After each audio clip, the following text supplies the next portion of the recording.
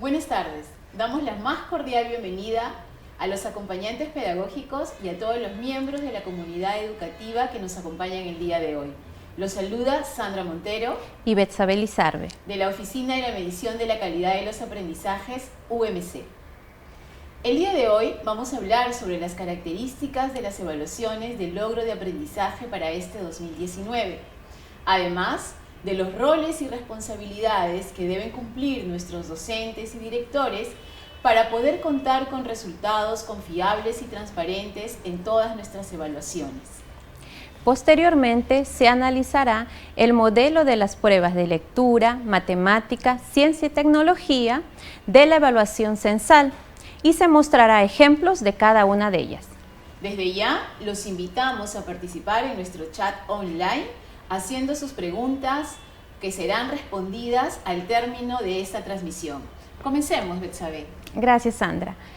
Sabemos que desde hace más de una década, las evaluaciones censales y la evaluación muestral vienen proporcionando información confiable y valiosa que permite que los actores del sector educación desarrollen y diseñen propuestas orientadas a mejorar los aprendizajes de nuestros estudiantes.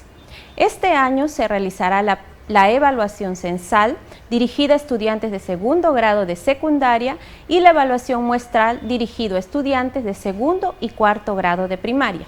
A continuación veremos cada uno de ellos. Interesante lo que mencionas, Betsabé.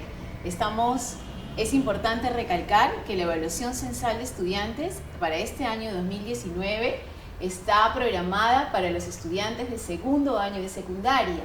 Y entonces, ¿qué es la ESE? La ESE es esa evaluación censal de estudiantes que evalúa a todas las instituciones educativas públicas y privadas que tengan en 5 a más estudiantes programados en segundo grado de secundaria. ¿Qué evaluará la ESE? Para este año 2019, la evaluación censal está programada en fechas principales y fechas posteriores.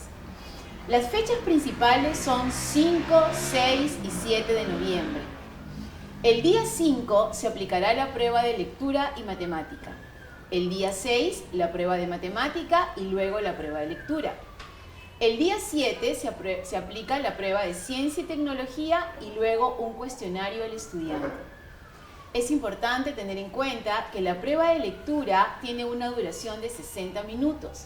Mientras que la prueba de matemática dura 70 minutos. La prueba de ciencia y tecnología dura 90 minutos y el cuestionario al estudiante 30 minutos.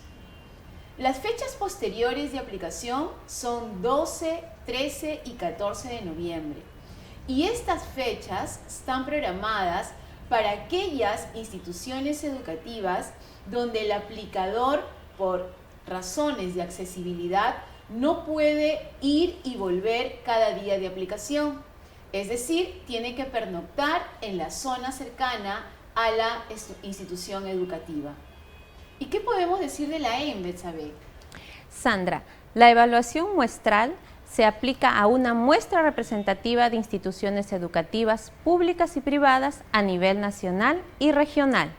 Este año la evaluación muestral está dirigida a segundo y cuarto grado de primaria, teniendo fechas únicas de aplicación que son los días 27 y 28 de noviembre.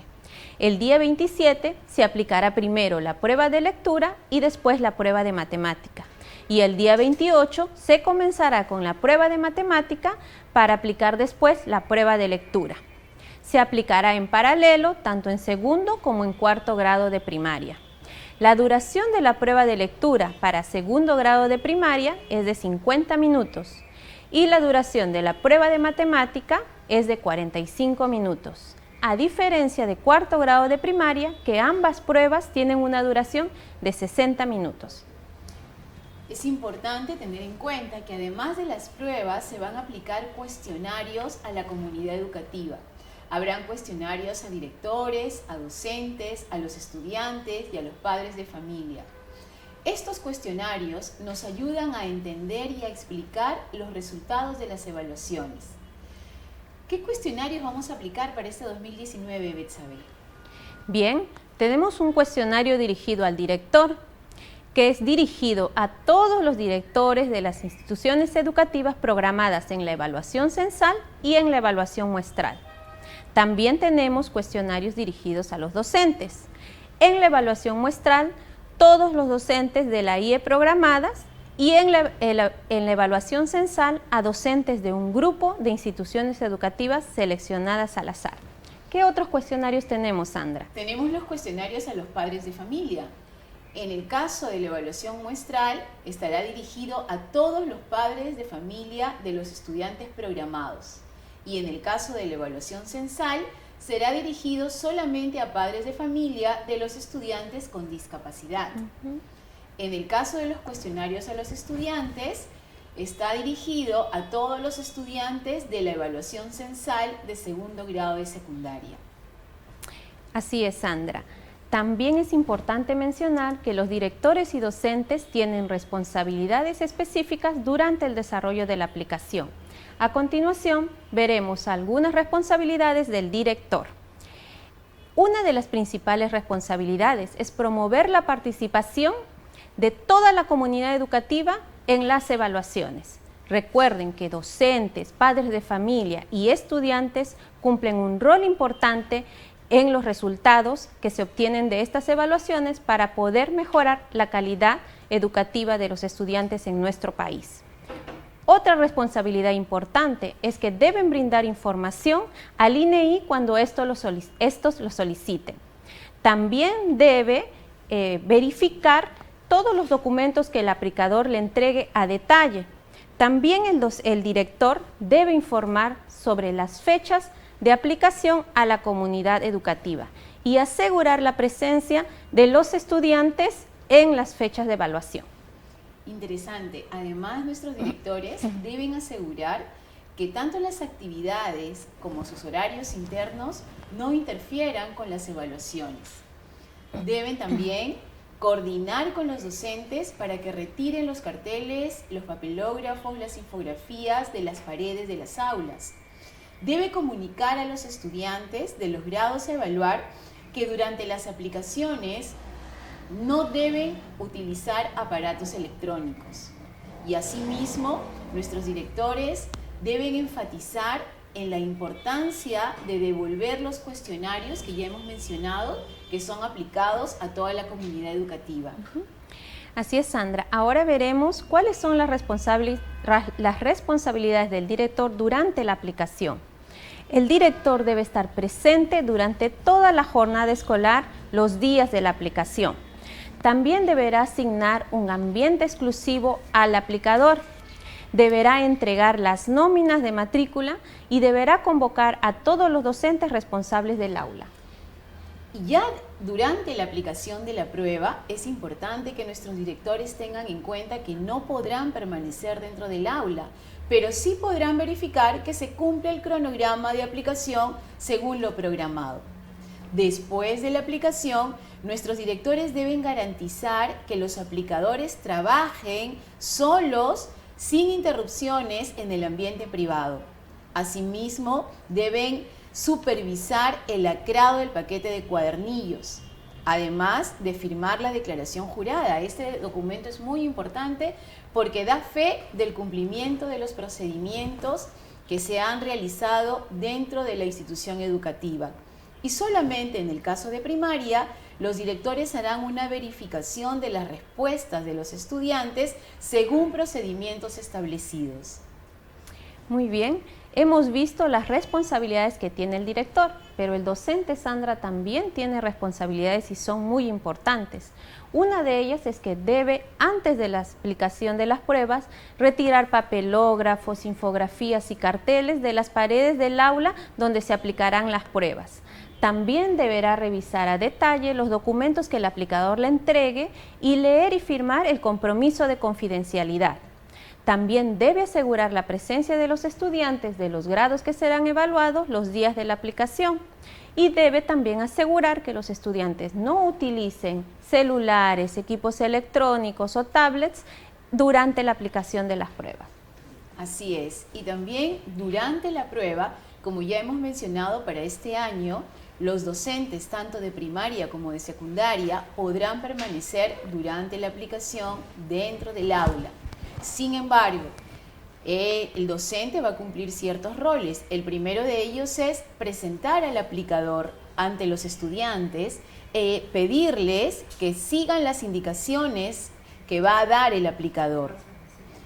Estando dentro del aula, es importante que nuestros docentes tengan en cuenta que no podrán hacer uso de aparatos electrónicos, que no podrán intervenir en explicar las indicaciones, que no podrán intervenir en explicar el contenido de la prueba. Es decir, el rol del docente dentro del aula es apoyar con el orden de los estudiantes y además de verificar el cumplimiento de los tiempos de las pruebas. Bien, entonces para cerrar esta primera parte vamos a dar las ideas principales que se han presentado hasta el momento. Primero, las fechas de la evaluación censal de estudiantes son los días 5, 6 y 7 y está dirigido para estudiantes de segundo grado de secundaria. También se aplicará las pruebas los días 12, 13 y 14 de noviembre, pero estas serán para algunas escuelas y serán informadas oportunamente. Las fechas de aplicación para la evaluación muestral, que está dirigido para segundo y cuarto grado de primaria, serán los días 27 y 28 de noviembre, siendo fechas únicas de aplicación. Muy bien. También es importante cerrar teniendo en cuenta que mediante los cuestionarios que se aplican a la comunidad educativa, nosotros podemos conocer aquellos factores que inciden en los resultados de las evaluaciones. Por eso es muy importante que promuevan la devolución de estos cuestionarios para poder tener resultados oportunamente. Además, para finalizar esta parte, nuestros directores y docentes tienen que tener en cuenta cuáles son las responsabilidades que deben cumplir, tales como ya las hemos mencionado, y además se encuentran en el folleto que está siendo repartido por las visitas del INEI. En este folleto aparecen las responsabilidades del director, del docente. Es importante que lo lean al detalle para que ustedes puedan conocer la información más detalladamente. Creo que podemos pasar al siguiente tema, Betsabe, ¿no? Estamos hablando de un tema que influye mucho en las evaluaciones. Así es, Sandra. Ahora hablaremos de la atención a estudiantes con discapacidad. La participación en las evaluaciones de logros de aprendizaje es un derecho de todos los estudiantes en el Perú, incluyendo aquellos con discapacidad. Por ello es muy importante que se promueva su asistencia y participación. La UMC viene implementando pruebas adaptadas, algunas de ellas con recursos especializados y apoyos necesarios para todos los estudiantes con discapacidad que necesiten de este tipo de ajustes y que hayan sido registrados y validados en el registro de estudiantes con discapacidad RENE. Sandra, ¿nos puedes hablar un poquito más del registro? Claro, este registro de estudiantes con discapacidad que se viene implementando ya desde 2017 es el famoso RENE. Una plataforma virtual que permite que directores, docentes, padres de familia e instituciones participen en la identificación y reporte de estudiantes que presentan algún tipo de discapacidad. Este año, por ejemplo, ha estado activo desde el 25 de marzo hasta el 30 de junio. También es muy importante que nuestros directores sepan que los resultados de los estudiantes con discapacidad intelectual que participen de las evaluaciones no serán incluidos en el resultado global de la región ni de la institución educativa, siempre y cuando, ojo, estén debidamente registrados en la nómina de matrícula y o en el RENE. Sin embargo, el Minedu entregará un informe individual para los padres de familia de estos estudiantes. Bien, Sandra, hasta ahora hemos brindado información general sobre la ES, la evaluación muestral y hemos detallado responsabilidades de nuestros directores y docentes. Pero también es muy importante que mencionemos cuáles son las acciones que se debe evitar porque atenta contra la estandarización y la probidad de las evaluaciones. Entonces, les presentamos algunas faltas graves que pueden poner en riesgo la aplicación. Por ejemplo, cualquier acción dirigida a sustraer o reproducir en forma impresa o digital en todo o en parte los instrumentos y o documentación relativos a las evaluaciones de logros de aprendizaje de estudiantes antes, durante o después de la aplicación. También es una falta grave realizar cualquier otra acción dirigida a afectar o alterar los resultados de la evaluación o a obtener beneficio personal o para terceros. También deben saber que todos los cuadernillos son confidenciales. Debe asegurar que estos no sean vistos, copiados, fotografiados o reproducidos y debe garantizar que retornen lacrados de su institución educativa. También se considera falta grave la difusión impresa o digital de cuadernillos de pruebas de los años 2015, 2016 y 2018. Estas faltas graves, Sandra, ¿podrían significar la suspensión de la aplicación? Claro que sí, Betsabe. Estas faltas tienen como consecuencia la suspensión de la aplicación dentro de toda la institución educativa. Pero también hay otras que ameritan la suspensión en la sección que está involucrada, como por ejemplo si el docente interviene durante la aplicación, sea dictando las respuestas, absolviendo consultas sobre preguntas, explicando los temas u operaciones que debe utilizar el estudiante. Además, si se descubre y se verifica el uso de celular o aparato electrónico durante la aplicación por parte de los estudiantes. Si se detecta suplantación de estudiantes, si se infringe la confidencialidad, llámese manipulación, reproducción, robo o pérdida de cuadernillos de las pruebas de la institución educativa. Recuerden que la correcta ejecución de los procesos de la evaluación es compromiso de todos. Si identifica alguna irregularidad durante la aplicación en su institución educativa, comuníquese inmediatamente con la UGEL. Recuerde también que el Ministerio de Educación supervisa a nivel nacional todos los procesos de aplicación. Para recapitular un poco esta segunda parte, hemos visto que se va a dar atención a estudiantes con discapacidad tanto para la evaluación censal como para la evaluación muestral, además de la importancia del RENE para poder conocer a los estudiantes que deben ser atendidos con estas acomodaciones.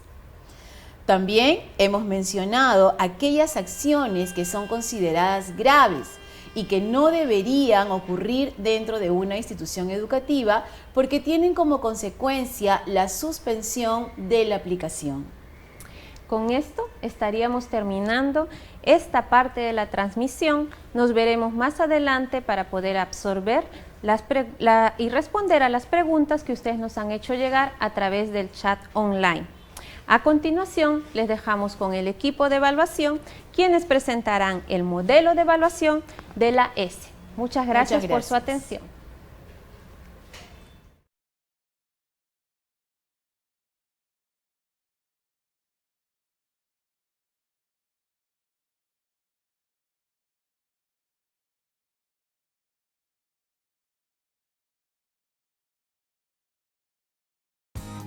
Reparar algo en la casa, comenzar a ahorrar o tener una alimentación saludable son algunas situaciones que podemos aprovechar para fomentar el desarrollo de nuestros niños y niñas. Veamos un ejemplo. Carlos, ¿qué te parece si preparamos arroz a la jardinera con sangrecita? ¡Ya! ¡Qué rico! Veamos si tenemos todo lo necesario. La receta que usaremos es para 4 personas. Leeré los ingredientes de la receta y tú me dirás si los tenemos o no. ¡Listo! Veamos. Medio kilo de sangrecita. Sobrado alcanza. Tenemos 1 kilo. Una cebolla pequeña. A ver. Tenemos 4. ¡Listo! 1/4 de taza de aceite vegetal. Sí alcanza. Tenemos 1 litro y la botella está casi llena. Estamos listos. Manos a la olla. Si nos sale rico, la próxima semana invitamos a tus amigos. ¿Qué tal? Sí, seríamos 8 en total. En ese caso, ¿cuánto necesitaremos de cada ingrediente? La matemática es importante en la vida familiar. La empleamos, por ejemplo, cuando contamos los ingredientes que tenemos para cocinar o cuando calculamos si alcanzará para todos los que vamos a comer. Hay muchas situaciones que podemos aprovechar para explicar la importancia de la matemática. Enséñales a tus hijos que esta es parte de nuestro día a día.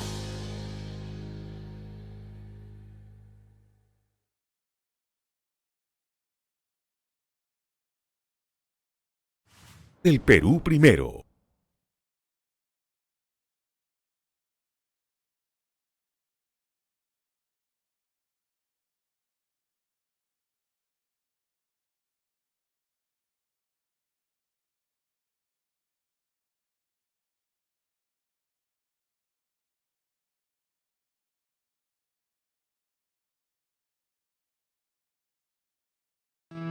Cuando converses con tus hijos en el hogar, deja que compartan lo que están aprendiendo en la escuela. Mamá, ¿puedo ir con mis amigos al nevado? Vamos a jugar a las carreras. Ya es tarde y hace mucho frío. ¿Por qué no van mañana temprano? Bueno, les diré para salir mañana. Cuando era niño, yo también iba con mis amigos al nevado. Siempre era el primero en llegar a la parte donde comienza la nieve. Micaela, ¿quieres competir con mi abuelito? No creo que podamos. Antes el nevado no estaba tan lejos. ¿Cómo? ¿El nevado se mueve? No, Carlitos. Ahora la parte donde comienza el hielo está más lejos. Por eso hay que caminar más. ¿Y por qué ahora hay menos hielo? En la clase de ciencia vimos que el aumento de uno de los gases que está provocando el calentamiento global es el CO2. Algunas actividades como la quema de combustibles fósiles y bosques hace que aumente y retenga más calor que antes. Lo grave es que la temperatura aumenta en la atmósfera, lo que provoca que se derrita el hielo de los nevados. Exacto. El hielo del nevado nos da agua para vivir. Por eso, todos debemos cuidar la naturaleza. Así es, leí que en Ayacucho planean pintar de blanco el cerro de un nevado que se deshiela. Es un proyecto para evitar que las rocas oscuras atrapen más calor del sol y aceleren el deshielo. Las pinturas no contaminan porque son hechas con materiales naturales. ¡Qué interesante! Ese tipo de ideas deberíamos discutirlas en las reuniones comunales. Reflexiona junto a tus hijos sobre los problemas que afectan actualmente a tu comunidad. Esto les dará la oportunidad de reforzar lo aprendido en la escuela con los conocimientos de la familia.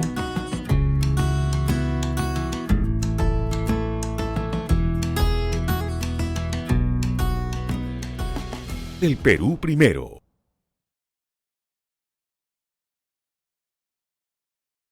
Las tareas del hogar pueden aprovecharse para fomentar la lectura en los niños y niñas.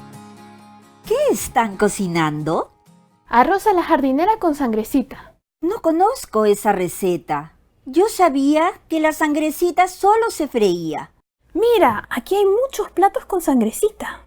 ¡Qué bueno! ¡Muéstramelo! Aquí dice, la sangrecita es un alimento nutritivo por su alto contenido de hierro, ideal para niños menores de 5 años y mujeres gestantes. Seguir una receta en familia, compartir una historieta o conversar sobre lo aprendido en el colegio son buenas oportunidades para que los niños mejoren su comprensión lectora.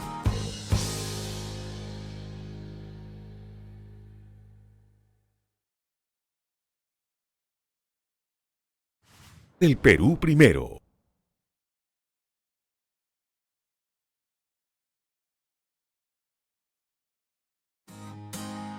Dales confianza a tus hijos para que cuenten sus experiencias y conocimientos. ¡Qué rico lo que han cocinado! Está muy bueno. ¿Cómo se les ocurrió prepararlo? En el cole me dieron el recetario y nos dijeron que la sangrecita ayuda a prevenir la anemia. Y la anemia afecta sobre todo a los niños pequeños. Eso nos dijeron en el cole. Los niños con anemia siempre están cansados y no rinden en la clase. Cuando yo estuve embarazada, la doctora me recomendó comer mucha sangrecita para prevenir la anemia. Mi mamá siempre me preparaba sangrecita en el desayuno. Así es. En el recetario se recomienda comer más sangrecita de pollo y lentejitas. Tiene mucho más hierro que la carne de res. Entonces todos estaremos sanos y fuertes. Abuelita, enséñanos tu receta. Por supuesto, necesitaré tu ayuda para calcular los ingredientes. ¡Claro! Papá, ¿verdad que ya puedo calcular ingredientes? Así es. Sin tu ayuda no nos habría salido tan rico. El diálogo familiar es importante para seguir aprendiendo. Aprovecha cualquier oportunidad para hablar con los niños en casa sobre las actividades que han realizado o quieren realizar. No les preguntes únicamente si cumplieron o no con sus tareas o por sus calificaciones en el colegio. Aprovecha las situaciones diarias en casa. Cada una de ellas es una gran oportunidad para promover el desarrollo de nuestros niños y niñas.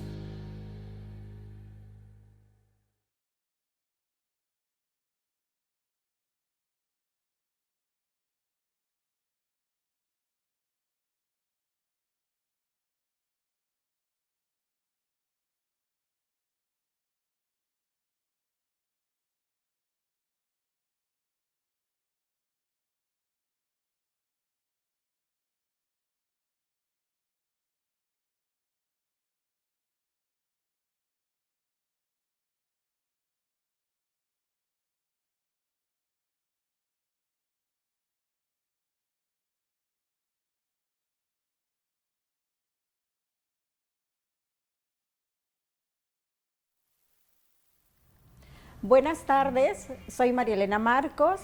Retomamos esta videoconferencia y en esta parte nos vamos a centrar en el modelo de evaluación, qué es, para qué sirve y en específico en el modelo de evaluación de matemática en esta evaluación censal de estudiantes 2019 para segundo de secundaria. Les pido sí que a lo largo de este pequeño bloque que vamos a trabajar, si ustedes tienen preguntas, las puedan ir haciendo a través del chat para que nosotros podamos responder todas sus inquietudes. Vamos a empezar. Cuando nosotros escuchamos la palabra, o en este caso la expresión modelo de evaluación, vienen a nuestra mente muchas ideas, ¿no? Y aquí en la lámina hemos anotado algunas de estas ideas. Podemos pensar que se refiere a una pauta sobre la cual podemos construir algo o elaborar. Tal vez es una estructura, tal vez es una referencia acerca de lo esencial que se tiene que trabajar. ¿De acuerdo? Podemos tener varias ideas, muchas ideas. Por ejemplo, aquí colocábamos, puede ser un guión, puede ser un patrón, puede ser un molde. De todas estas ideas estamos trabajando también dentro del modelo que vamos a conocer nosotros como modelo de evaluación. Vamos a decir entonces que el modelo de evaluación es una estructura donde se hacen visibles algunos aspectos. Los aspectos que son considerados para la elaboración, en este caso, de la evaluación. De una evaluación de una competencia o de varias competencias, como por ejemplo en el área de matemática. Aquí en la pantalla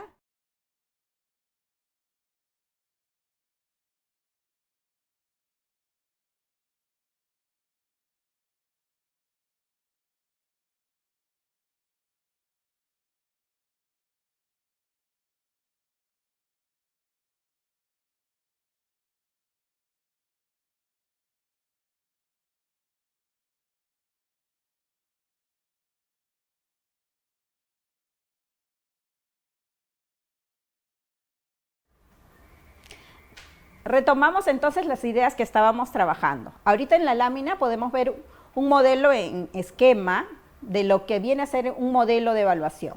Al centro tenemos la competencia o las competencias que se podrían evaluar y en torno a este centro podemos ver los aspectos o las dimensiones que se van a tener en cuenta para evaluar esta competencia a través de un instrumento. Entonces, con esta idea básica nosotros podemos decir, ya tenemos más o menos claro qué es un modelo de evaluación. Ahora, si ustedes ven en la lámina hay alguna serie de puntitos que son elementos que están formando parte de estos aspectos o de estas dimensiones. Pero realmente, ¿cómo se ve un modelo de evaluación? Yo les estoy presentando en la lámina el modelo de evaluación de matemática. Este ha sido extraído del informe de resultados de segundo de secundaria para esta área, para el área de matemática. Si ustedes se dan cuenta, en verde se pueden ver los 3 elementos que nosotros llamamos aspectos o dimensiones que permiten elaborar la prueba y evaluar la competencia matemática. Y al interior de cada uno de estos aspectos hay una serie de descripciones que van a permitir que la prueba sea elaborada con claridad y pueda cubrir todo lo que se espera de ella. Ahora, ya tenemos el modelo, ya sabemos qué cosa es y para qué se emplea. Entonces, vamos a ver que el modelo de evaluación se puede emplear para diferentes cosas. Una de las primeras cosas es que si yo tengo hacia el centro, donde está la imagen de en este caso, un estudiante que está realizando una actividad matemática, esa actividad matemática o pregunta o tarea o ítem que se va a presentar en la prueba puede ser descrito con cada uno de los aspectos del modelo de evaluación. ¿De acuerdo? Entonces, una primera función o un primer uso de este modelo es que me permite describir cada una de las preguntas que se van a encontrar en la prueba. Al mismo tiempo, puedo tener toda la prueba en su conjunto y puedo organizar cómo va a ser esa prueba. Si nosotros nos ponemos a pensar en este caso de la evaluación de matemática, yo digo, en matemática hay 4 competencias, hay 4 tipos de conocimientos que se van a utilizar y puedo empezar a diseñar la prueba pensando en cuántas preguntas serán de cada uno de esos tipos de conocimiento. Lo mismo voy a hacer en torno a los otros aspectos. Vamos a planificar cómo va a ser esa prueba, en este caso no lo hacemos nosotros, sino lo hace la Oficina de Medición de la Calidad de los Aprendizajes, pero nosotros vamos a poder ver el resultado de esa prueba que puede ser analizado a partir de estos aspectos. Tenemos 2 funciones ya o 2 usos de este modelo de evaluación. ¿Para qué nos sirve también? Nos sirve también para hacer visible cómo se está plasmando en este caso el currículo en la evaluación. Se toma como referencia para la evaluación censal de estudiantes el currículum nacional vigente. Y por eso en el modelo de cada una de las competencias que van a ser evaluadas, se va a ver muchos de los elementos que están presentes en el diseño curricular. Finalmente, este modelo de evaluación también nos sirve para trabajar el informe de resultados. Cuando ustedes reciban el informe de resultados el año 2020, a inicios del año escolar, van a poder ver que cada una de las preguntas es descrita con este modelo de evaluación.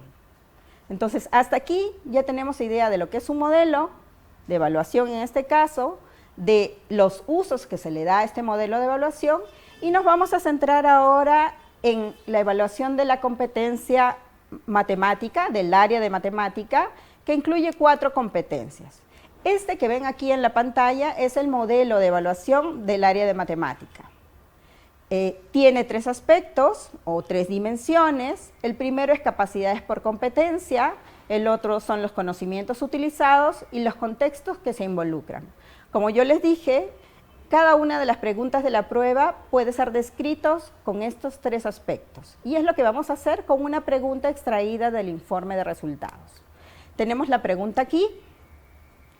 Esta pregunta se va a analizar con estos 3 aspectos y para que ustedes puedan leer la pregunta y me puedan acompañar en el análisis, lo vamos a leer juntos, ¿de acuerdo? Entonces yo tengo aquí mi pregunta, la voy a leer y ustedes también la leen en la pantalla. En la siguiente gráfica se representa la relación entre el peso de un niño en kilogramos y la dosis en mililitros de 2 jarabes que le ayudan a bajar la fiebre. Vemos un gráfico hacia el lado derecho y luego nos preguntan, según la gráfica mostrada, ¿cuál de las siguientes afirmaciones es incorrecta? Les muestro aquí las afirmaciones. Nos dicen en la parte A, por cada 5 kilogramos que tenga un niño, le deben dar 3 mililitros del jarabe A. Si un niño pesa 30 kilogramos, le deben dar 18 mililitros del jarabe A. La alternativa C, que es la respuesta. Si un niño toma 5 mililitros del jarabe B, su peso debe ser 6 kilogramos. Y finalmente la alternativa D, por cada 10 kilogramos que tenga un niño, le deben dar 2 mililitros del jarabe B. Cuando nosotros vemos esta pregunta, la podemos empezar a analizar a través del modelo de evaluación. Y lo primero que vamos a hacer es tratar de encontrar la capacidad por la competencia a la cual responde esta pregunta. Entonces, vamos por lo más grande, vamos por la competencia. ¿A qué competencia pertenece esta pregunta? Nosotros en matemática, en el área de matemática, trabajamos con 4 competencias. De estas 4 competencias, recordamos, una es cantidad, otra es regularidad, equivalencia y cambio. Tenemos una tercera que es forma, movimiento y localización, y una cuarta que es gestión de datos e incertidumbre. Entonces, nos detenemos un momento y decimos, esta pregunta, por todo lo que nos ha presentado, corresponde a una de esas competencias fundamentalmente, que en este caso es regularidad, equivalencia y cambio. Entonces, una vez identificada la competencia, lo que vamos a hacer ahora es identificar la capacidad. Tenemos distintas capacidades, ¿no?, que las vamos a ver en la pantalla. Una está orientada hacia la traducción, una segunda está orientada hacia la comunicación, una tercera está orientada hacia el uso de estrategias y una cuarta está orientada hacia la argumentación. Si nosotros recordamos la pregunta, teníamos una serie de expresiones que relacionaban las dos variables, teníamos en este caso mililitros de jarabe con kilogramos que representaban el peso del niño, y teníamos que ir viendo si estas afirmaciones eran correctas o incorrectas, hasta hallar la incorrecta. Entonces, no era una traducción, porque nosotros teníamos ya oraciones expresadas directamente en lenguaje cotidiano y teníamos también en la gráfica el lenguaje matemático ya representado. No nos pedían realizar un cambio allí, de repente de otro cambio de expresión. Nos están pidiendo en este caso que comuniquemos cuál de esas ideas que están presentadas en las alternativas es la correcta. Entonces, el centro de esta tarea o de esta pregunta va a ser el de comunicar lo que está ocurriendo en este caso con estas relaciones que son algebraicas, porque yo voy a relacionar estas dos variables que son los mililitros de jarabe con el peso del niño, en cada uno de los jarabes, ¿no?, en el jarabe A y en el jarabe B. Entonces, hemos podido distinguir en este caso que para esta tarea ya tenemos identificada la capacidad por la competencia respectiva. La capacidad orientada hacia la comunicación y la competencia orientada a la regularidad, equivalencia y cambio. Tenemos el primer aspecto analizado. Vamos por el segundo aspecto. El segundo aspecto nos hacía recordar qué conocimientos están siendo utilizados para resolver esta situación. Entonces, cada uno de ustedes empieza a recordar, yo puedo ver unos determinados conocimientos que están asociados, en primer lugar, a la regularidad, equivalencia y cambio. Pero de estos, nosotros debemos ir distinguiendo. ¿A cuál se refiere específicamente? ¿A regularidad, a equivalencia o a cambio? Recordamos, regularidad es lo que se va a asociar con las secuencias, con los patrones, con los comportamientos que son reiterados. Y no es lo que estamos viendo directamente aquí. La equivalencia se va a relacionar con algunas igualdades, ¿no? Con igualdades en donde nosotros tenemos que, tal vez encontramos situaciones de equilibrio o situaciones de desequilibrio, donde tenemos que analizar un valor. No lo encontramos tampoco directamente aquí. Sí encontramos situaciones de cambio, ¿no? Situaciones de cambio que en este caso están expresadas por las dos variables que hemos visto, que se ven en el eje vertical y en el eje horizontal, y a partir de allí tenemos que realizar un análisis. Entonces, cuando trabajamos con este aspecto, nosotros podemos ir detallando. Pertenece a regularidad, equivalencia y cambio. Pertenece específicamente a cambio. Y al interior también podríamos decir, ¿pero qué conocimientos de cambio se están utilizando o podría utilizar un estudiante? Si nosotros vemos, el estudiante podría utilizar conocimientos de proporcionalidad, conocimientos de regla de 3 tal vez, podríamos decir, ve las gráficas y puede decir, estamos trabajando con funciones lineales. Entonces, en este caso, también podríamos detallar el tipo de conocimiento que se está trabajando. Cada vez, mientras nosotros podamos detallar de manera más precisa el conocimiento que se podría involucrar, vamos a poder tener más cercanía al desarrollo específico de este aspecto. Y finalmente tenemos el tercer aspecto. El tercer aspecto se refiere al contexto involucrado. Nuevamente recordamos la pregunta, ¿de qué se trataba? ¿Había un jarabe A o un jarabe B? ¿Y cuánto jarabe le debían dar a una persona de acuerdo a su peso? Y en base a eso había oraciones que nos relacionaban ambas variables. Tenemos dos tipos de contexto. Un contexto intramatemático, donde se manejan situaciones puramente matemáticas, donde el lenguaje que predomina es el exclusivamente matemático, y otro contexto que es el extramatemático, donde nosotros vemos situaciones reales o similares a las reales.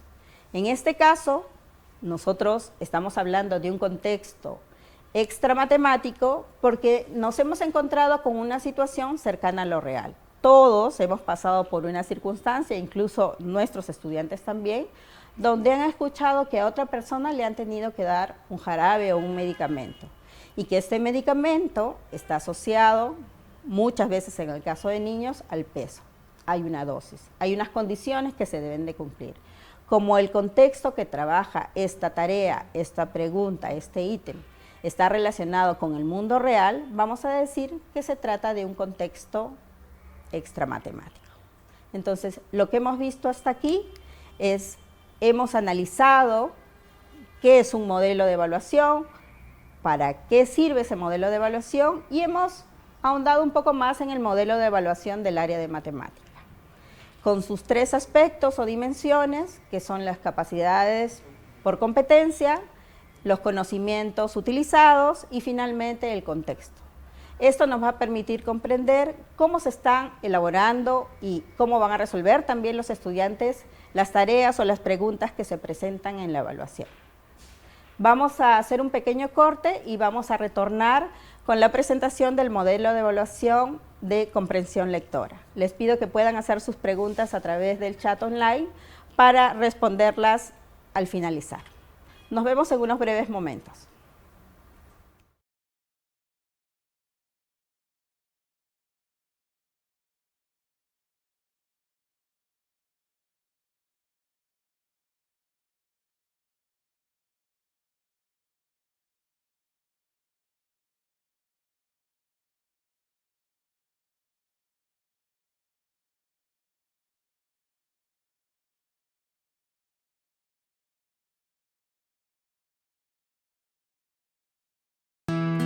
La matemática que aprendemos en la escuela nos permite tomar mejores decisiones. Abuelita, ¿a dónde irás con mi papá? Saldremos a la reunión comunal. Hoy revisaremos cuánta agua le toca a cada familia. Asu, debe ser muy difícil que tantas personas se pongan de acuerdo.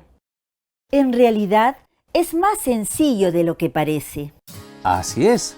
El agua que está en los pozos se reparte en diferentes cantidades dependiendo del tamaño de los terrenos que tiene cada familia. Nadie se queda sin agua para sus terrenos. ¿Y cómo se sabe la cantidad de agua que hay en cada pozo? Carlos, estoy segura de que has aprendido a calcular eso en el cole. Debes conocer el área del fondo del pozo y... multiplicarlo por su altura. ¡Oh, claro!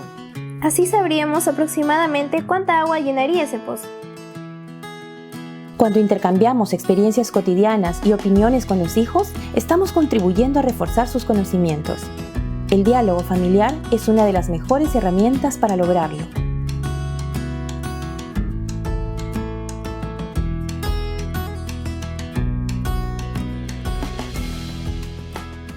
El Perú primero. La familia es muy importante para el desarrollo de los aprendizajes de los hijos. Existen muchas situaciones cotidianas que podemos aprovechar para ayudarlos. Conversemos con nuestros hijos e intercambiemos opiniones e ideas con ellos, incluso si no están de acuerdo con nosotros. Papá, ¿tengo que ir a la fiesta del agua este año? Por supuesto. Vamos a festejar con toda la comunidad. Pero también debemos ir a apoyar en la limpieza de las acequias. Pero todos los años es lo mismo. Ya estoy aburrido. Carlitos, sin nuestra ayuda, las acequias podrían atorarse y el agua no llegaría a la comunidad. ¿Te imaginas que nos quedemos sin agua? Ah, en el colegio leí que desde la época de los incas el agua era considerado un elemento muy valioso. Así es. ¿Sabías también que parte de nuestras acequias son de esa época? Todos tenemos que poner de nuestra parte para cuidarlas. Tienen razón, iré para ayudar a la comunidad. Este año trabajaremos y celebraremos juntos. Habla con tus hijos sobre las tradiciones de la comunidad. Cuéntales cómo eran antes, qué cambió o qué debería cambiar. De esta forma se sentirán parte de su comunidad y la protegerán.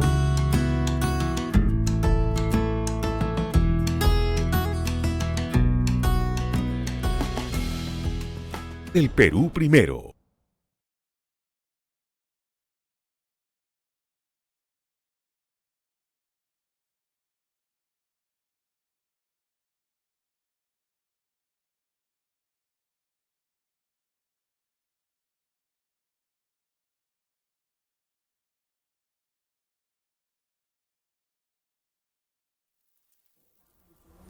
Buenas tardes, mi nombre es Fernando Llanos, soy consultor de la UMC y bueno, esta vez vamos a seguir con el modelo de evaluación de lectura. Para evaluar la competencia lectora, la evaluación censal de estudiantes en segundo y secundaria considera tres grandes dimensiones: las capacidades, los textos y los contextos de lectura.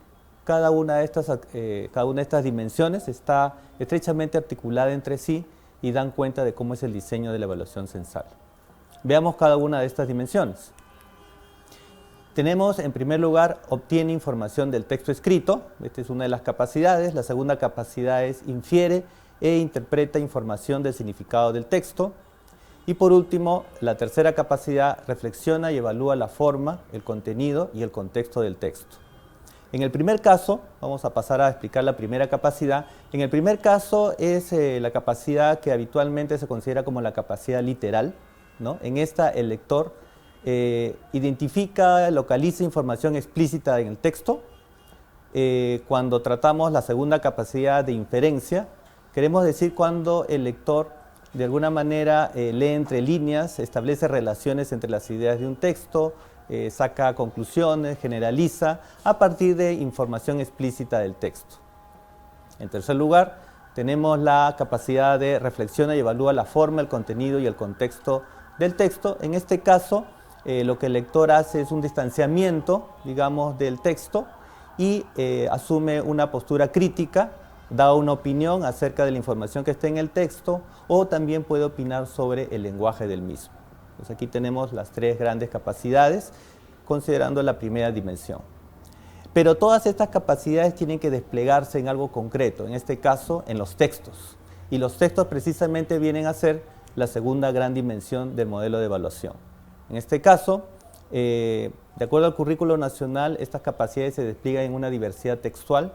En el caso de la evaluación censal de estudiantes, el modelo de evaluación considera 5 tipos textuales que de alguna manera considera los tipos textuales más representativos que hay. Entonces tenemos en primer lugar el texto narrativo. El texto narrativo es aquel texto en el que el autor presenta una secuencia de hechos en un tiempo y espacio determinados. Por ejemplo, un cuento, una noticia. Luego tenemos el texto instructivo. El texto instructivo es aquel texto en el que el autor muestra una serie de pasos, procedimientos para realizar una actividad específica. Por ejemplo, una receta, un manual de procedimientos para armar un juego, ¿sí? Luego tenemos el texto argumentativo. El texto argumentativo es aquel texto en el que el autor presenta una opinión sustentada por razones para convencer a alguien de algo. Por ejemplo, un editorial. Luego tenemos el texto expositivo. El texto expositivo es aquel texto en que el autor explica algún aspecto o algunos aspectos sobre un fenómeno en particular, ¿no? Por ejemplo, un texto expositivo podría ser un artículo de divulgación científica. Luego tenemos el texto descriptivo, ¿no?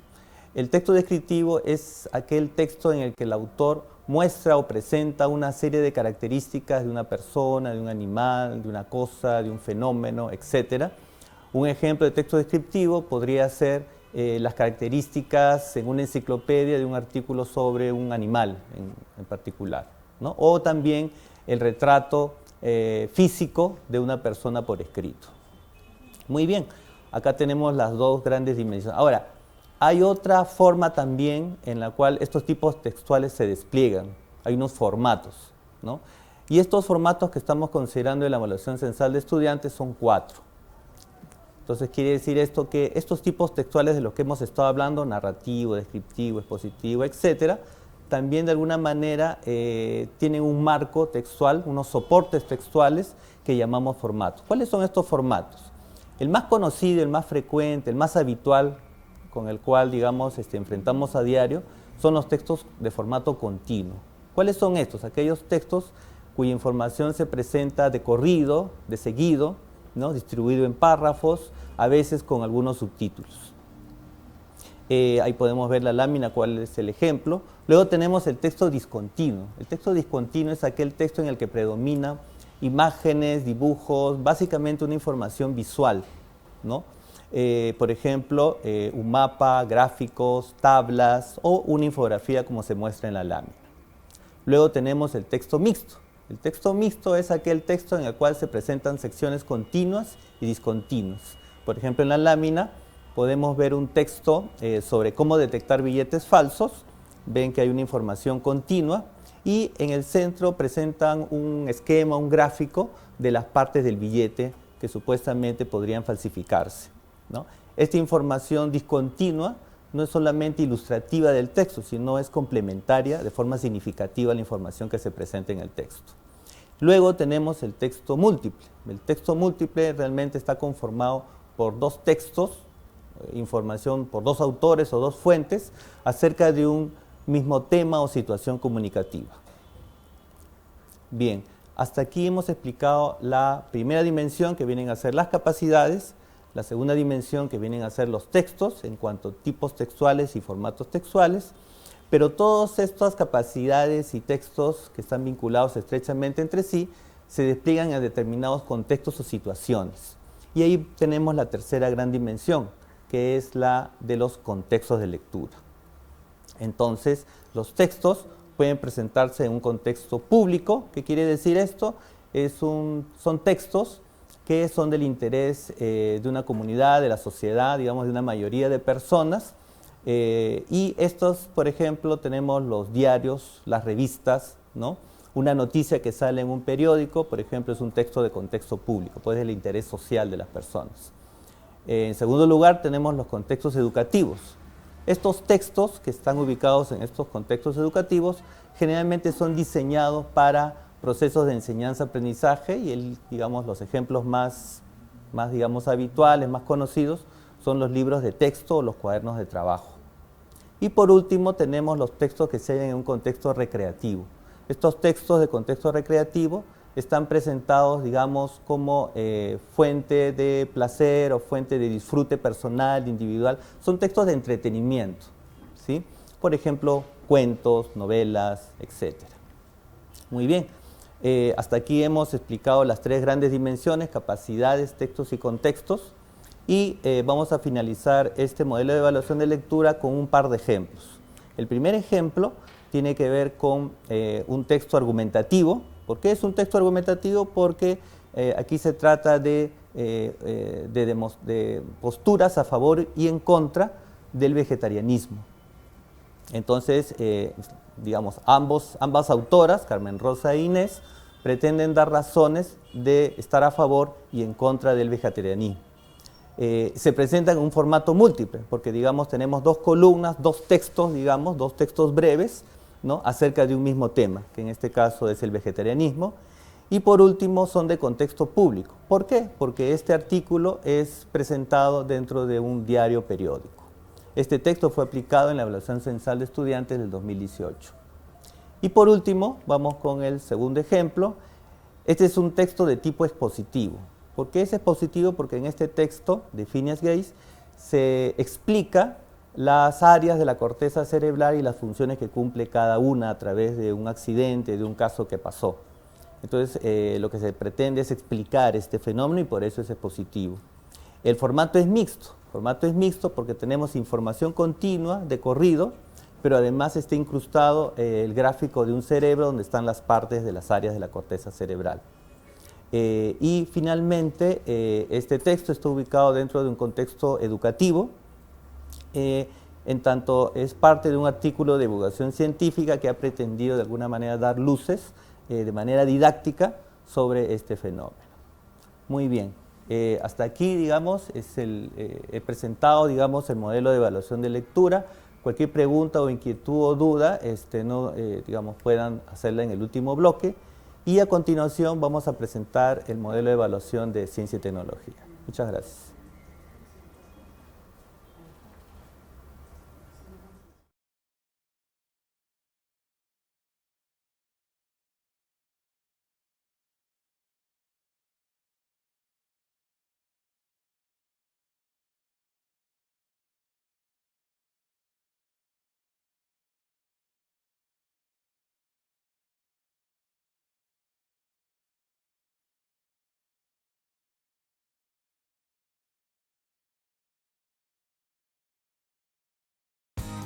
Reparar algo en la casa, comenzar a ahorrar o tener una alimentación saludable son algunas situaciones que podemos aprovechar para fomentar el desarrollo de nuestros niños y niñas. Veamos un ejemplo. Carlos, ¿qué te parece si preparamos arroz a la jardinera con sangrecita? ¡Ya! ¡Qué rico! Veamos si tenemos todo lo necesario. La receta que usaremos es para 4 personas. Leeré los ingredientes de la receta y tú me dirás si los tenemos o no. ¡Listo! Veamos. Medio kilo de sangrecita. Sobrado alcanza. Tenemos 1 kilo. Una cebolla pequeña. A ver. Tenemos 4. ¡Listo! 1/4 de taza de aceite vegetal. Sí alcanza. Tenemos 1 litro y la botella está casi llena. Estamos listos. Manos a la olla. Si nos sale rico, la próxima semana invitamos a tus amigos. ¿Qué tal? Sí, seríamos 8 en total. En ese caso, ¿cuánto necesitaremos de cada ingrediente? La matemática es importante en la vida familiar. La empleamos, por ejemplo, cuando contamos los ingredientes que tenemos para cocinar o cuando calculamos si alcanzará para todos los que vamos a comer. Hay muchas situaciones que podemos aprovechar para explicar la importancia de la matemática. Enséñales a tus hijos que esta es parte de nuestro día a día.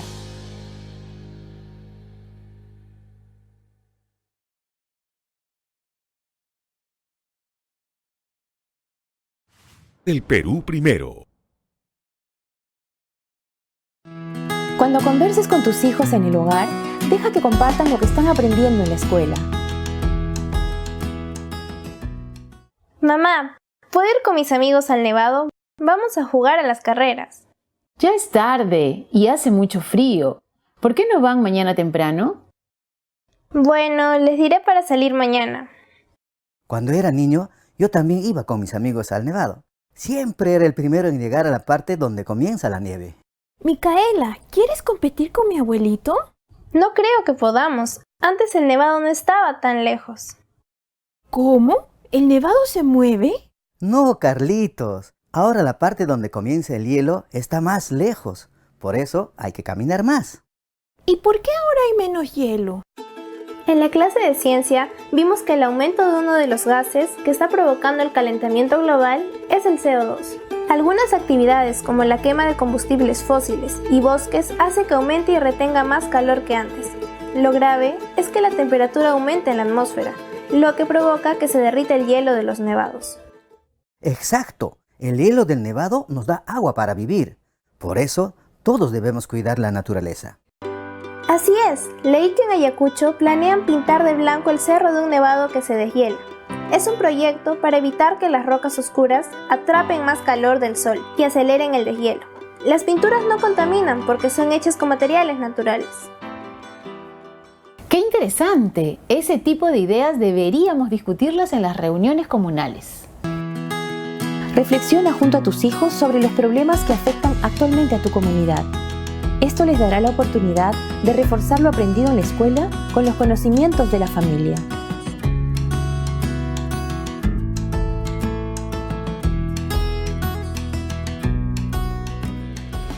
El Perú primero.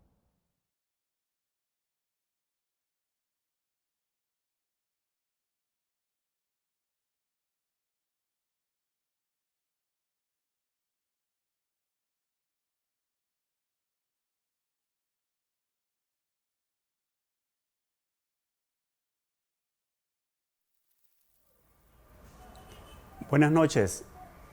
Quien les habla es Héctor Olivas, especialista de Ciencia y Tecnología de la UMC. En esta oportunidad, y como parte final de toda esta presentación, vamos a conversar con ustedes y les voy a presentar el modelo de evaluación de ciencia y tecnología para esta evaluación censal de estudiantes 2019 en el segundo grado de secundaria. Vamos a hacerlo bastante ligero porque los colegas ya han descrito algunos aspectos generales.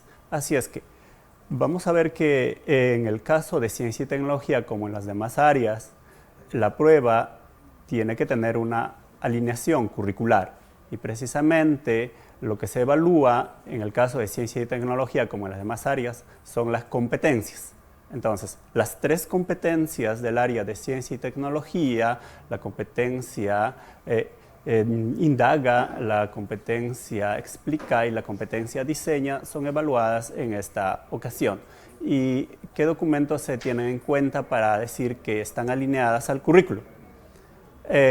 Se tiene en cuenta el Currículo Nacional de Educación Básica y el Programa Curricular de Educación Secundaria. El modelo de evaluación de ciencia y tecnología, como ustedes están viendo ahí en su pantalla, está compuesto por tres elementos. El primero son las competencias, donde se incluye la competencia indaga, la competencia explica, la competencia diseña y construye, para decirlo en resumido. La otra parte que está dentro del modelo son los conocimientos científicos. Estos conocimientos científicos están divididos, de acuerdo al currículo, en tres partes. La primera son aquellos que corresponden a los seres vivos, la segunda correspondiente a materia y energía, y la tercera hace alusión a biodiversidad, tierra y universo. Y el tercer elemento de nuestro modelo de evaluación de ciencia y tecnología corresponde a los contextos. Los contextos se han dividido para este modelo en tres partes. Los contextos que son cercanos a los estudiantes, que son contextos personales, aquellos contextos que hacen alusión a aspectos mucho más grandes, como dentro de su localidad, de su región o del país, que lo llamamos contextos locales nacionales. Y finalmente son aquellos contextos que engloban todo el orbe, que son aquellos llamados contextos globales. Entonces, esos tres elementos en resumen son las competencias, los conocimientos científicos y los contextos. Ahora, ¿cómo se estructuran las preguntas de la prueba en ciencia y tecnología? Ustedes están viendo en pantalla un ejemplo de una pregunta y cómo ésta se estructura. En este caso, para el área de ciencia y tecnología, lo que se hace es estructurar escenarios que representan situaciones que son significativas, situaciones que son cercanas a los estudiantes lo más reales posibles. Ahora, ¿qué cosa es lo que se quiere ver cuando se presenta un escenario que representa una situación significativa? Es que lo que queremos ver es en qué medida los estudiantes utilizan los conceptos, principios y procesos de la ciencia en esas situaciones. ¿Cómo es que estos estudiantes se organizan a partir de que se les presenta una situación y cómo hacen transferencia? Ahora, ustedes están viendo en la parte central de su pantalla que existe una situación significativa y tiene un título. En este caso es cambio de estado. Ese es el nombre de la situación significativa para el ejemplo.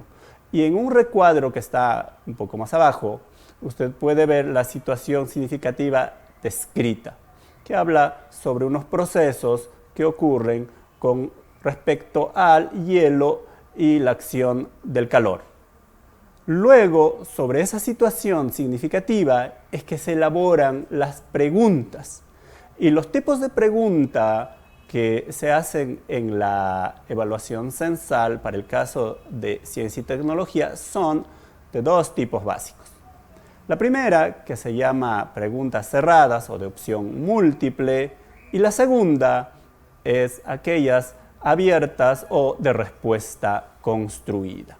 Entonces, como ustedes pueden ver en el ejemplo que está en la parte central, la primera pregunta corresponde a aquellas de tipo cerradas y la segunda corresponde a aquellas que nosotros llamamos preguntas que requieren respuestas construidas, o sea, de tipo abierto. Entonces, cada una de ellas tiene un enunciado, obviamente pidiendo al estudiante qué es lo que tiene que realizar. Para el caso de los ítems que son de opción múltiple, lo que se busca es de que, en el caso de que el estudiante tiene ahí, en este caso, 4 alternativas para poder responderla, lo que se busca es, con los distractores, por ejemplo, evidenciar aquellos errores que suelen ser comunes en el proceso del aprendizaje. Entonces se construye de un modo tal de que estas alternativas nos den evidencias de cómo es que el estudiante está construyendo sus aprendizajes.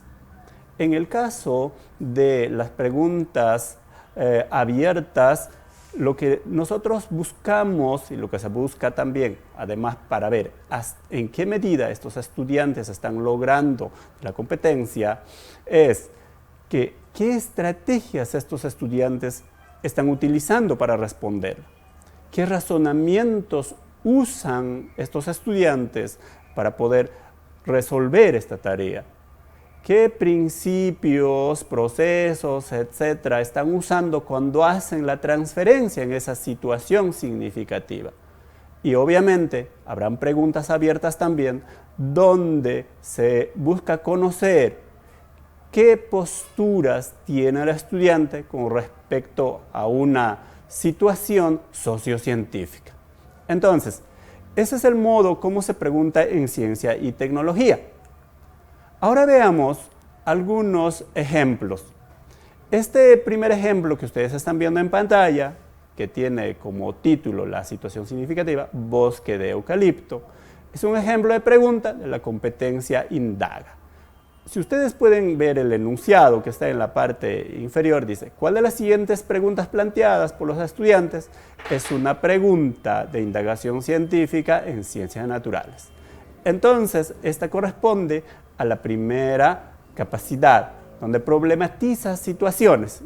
Pueden ver que la respuesta es la alternativa B, pero las otras alternativas también permiten dilucidar si el estudiante puede relacionar causa y efecto al hacer una formulación de una pregunta, porque las demás no suelen hacer esto, solamente buscan obtener un dato en particular, pero no una relación causa y efecto, como se busca en la competencia indaga. Y así se estructuran para las otras capacidades también. Este segundo ejemplo que ustedes están observando es correspondiente a la competencia explica. En el caso de la competencia explica, aquí le están pidiendo en el ejemplo a los estudiantes que, dada una situación en particular, ¿cómo serán, por ejemplo, las sandías nuevas? Las sandías que van a salir como producto de ese trabajo que se hace externamente sobre una sandía, cuyas semillas después se siembran y se pide al estudiante qué es lo que va a pasar con las características de la descendencia. Aquellos estudiantes que marcan las alternativas diferentes a la correcta nos están indicando cómo es que han construido sus conocimientos. Probablemente algunos de los estudiantes marquen aquello que están pensando directamente, como por ejemplo la alternativa B, que me está indicando que la mitad sale con la acción hecha al progenitor y la otra como comúnmente salen las sandías. Este tipo de ejemplo nos está dando además a conocer cómo es que el estudiante entiende la transmisión de los caracteres hereditarios, tanto de padres como a hijos. Entonces, con estas alternativas nosotros podemos evidenciar en qué parte del proceso y qué situaciones aún representan para los estudiantes dificultades. Y este último ejemplo corresponde a la competencia diseña y construye. En este caso, le está preguntando que escriba un ejemplo de un factor del entorno vivo, además de las personas que tienen que ser investigados científicamente antes de construir un parque eólico. O sea, le está preguntando al estudiante qué impactos podría tener, porque necesita hacer otros estudios correspondientes a otras especies, a otros seres vivos que pueden verse afectados cuando una alternativa de solución tecnológica a nivel local, a nivel nacional, se implementa. Entonces, estos ejemplos son muestras de cómo es que se elaboran las preguntas en el área de ciencia y tecnología. A partir de este momento van a ver un espacio para la resolución de las preguntas. Muchas gracias por su atención.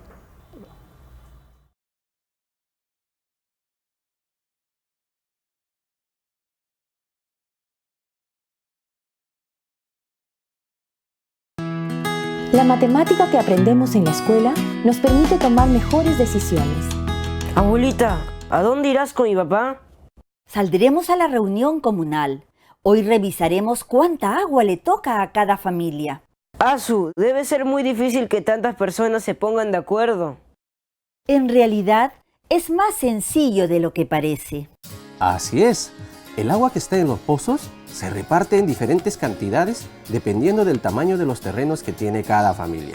Nadie se queda sin agua para sus terrenos. ¿Y cómo se sabe la cantidad de agua que hay en cada pozo? Carlos, estoy segura de que has aprendido a calcular eso en el cole. Debes conocer el área del fondo del pozo y... multiplicarlo por su altura. ¡Oh, claro! Así sabríamos aproximadamente cuánta agua llenaría ese pozo. Cuando intercambiamos experiencias cotidianas y opiniones con los hijos, estamos contribuyendo a reforzar sus conocimientos. El diálogo familiar es una de las mejores herramientas para lograrlo.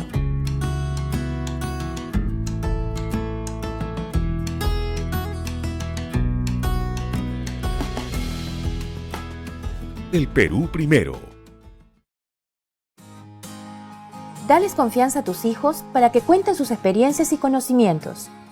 ¡Qué rico lo que han cocinado! Está muy bueno. ¿Cómo se les ocurrió prepararlo? En el cole me dieron el recetario y nos dijeron que la sangrecita ayuda a prevenir la anemia. Y la anemia afecta sobre todo a los niños pequeños. Eso nos dijeron en el cole. Los niños con anemia siempre están cansados y no rinden en la clase. Cuando yo estuve embarazada, la doctora me recomendó comer mucha sangrecita para prevenir la anemia. Mi mamá siempre me preparaba sangrecita en el desayuno. Así es. En el recetario se recomienda comer más sangrecita de pollo y lentejitas. Tiene mucho más hierro que la carne de res. Entonces todos estaremos sanos y fuertes. Abuelita, enséñanos tu receta. Por supuesto.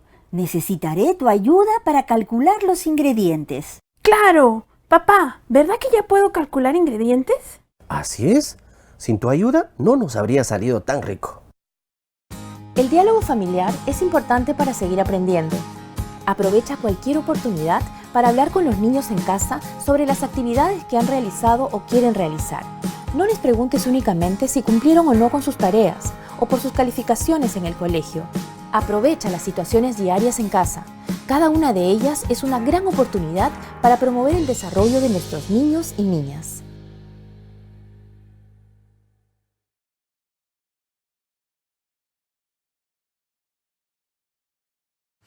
El Perú primero. Reparar algo en la casa, comenzar a ahorrar o tener una alimentación saludable son algunas situaciones que podemos aprovechar para fomentar el desarrollo de nuestros niños y niñas. Veamos un ejemplo. Carlos, ¿qué te parece si preparamos arroz a la jardinera con sangrecita? ¡Ya! ¡Qué rico! Veamos si tenemos todo lo necesario. La receta que usaremos es para 4 personas. Leeré los ingredientes de la receta y tú me dirás si los tenemos o no. ¡Listo! Veamos. Medio kilo de sangrecita. Sobrado alcanza. Tenemos 1 kilo. una cebolla pequeña. A ver, tenemos 4. ¡Listo! Un cuarto de taza de aceite vegetal. Sí alcanza.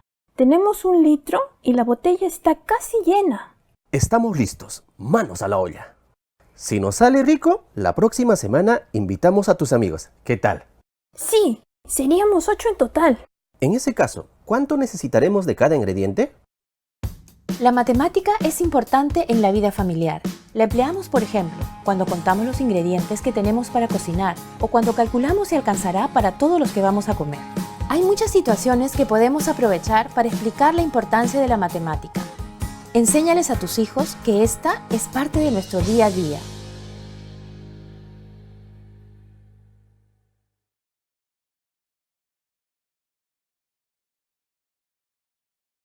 El Perú primero. Cuando converses con tus hijos en el hogar, deja que compartan lo que están aprendiendo en la escuela. Mamá, ¿puedo ir con mis amigos al nevado? Vamos a jugar a las carreras. Ya es tarde y hace mucho frío. ¿Por qué no van mañana temprano? Bueno, les diré para salir mañana. Cuando era niño, yo también iba con mis amigos al nevado. Siempre era el primero en llegar a la parte donde comienza la nieve. Micaela, ¿quieres competir con mi abuelito?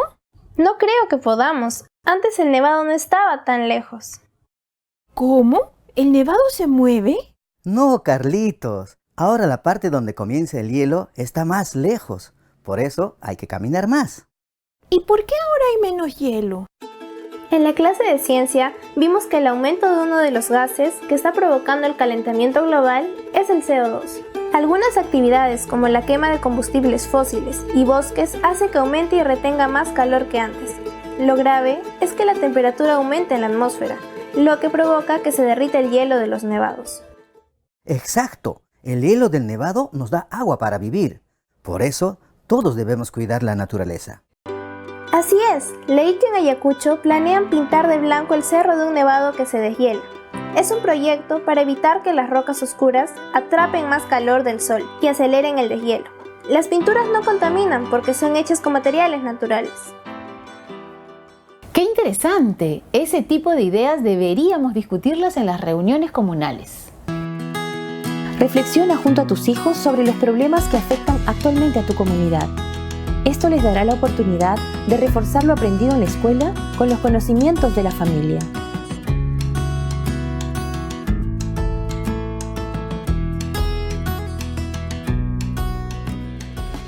El Perú primero.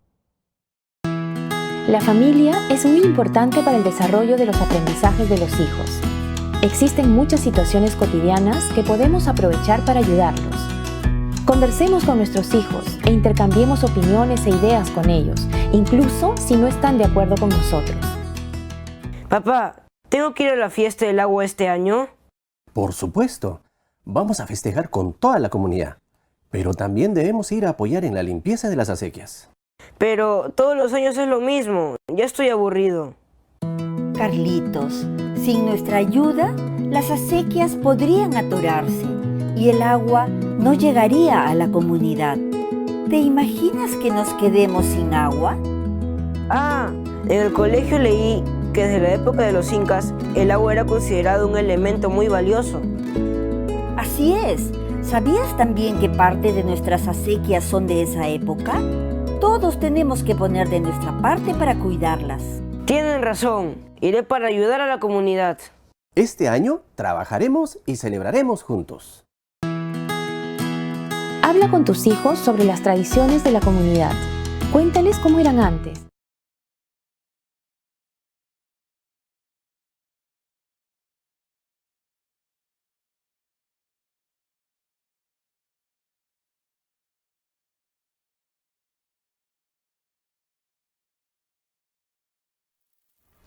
Buenas noches. Retomamos esta videoconferencia, esta conversación en este último bloque para responder algunas de las preguntas que ustedes nos han hecho a través del chat. Hemos recibido algunas inquietudes en torno a qué competencias se evalúan en el área de matemática en los distintos grados. quiero hacerles recordar que el 5, 6 y 7 de noviembre es la evaluación censal de estudiantes y en esta evaluación censal se evalúa segundo de secundaria.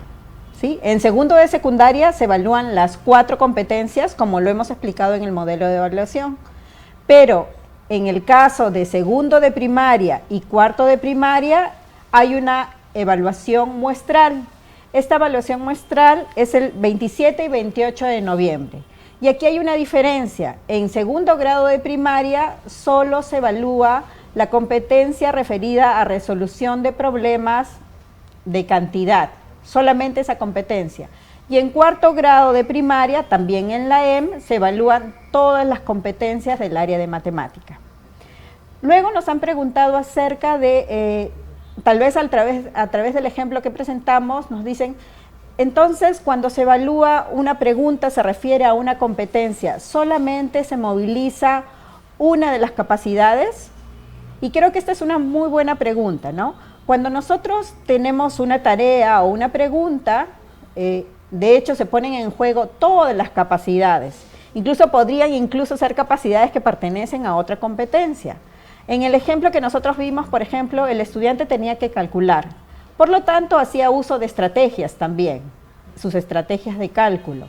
También tenía posiblemente que realizar pequeñas traducciones para leer los pares ordenados que estaban representados en la gráfica de la recta numérica.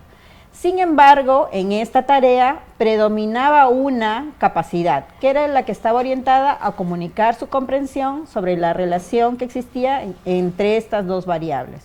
Entonces, en esta pregunta quiero dejarles claro que todas las capacidades se pueden movilizar, pero como hay una que predomina, es la que nosotros destacamos dentro de la pregunta, en este caso de evaluación. Pueden revisar otros ejemplos en los informes de resultados de los distintos años en segundo de secundaria. ¿Damos paso ahora, Fernando? ¿Sí? ¿Quién contesta?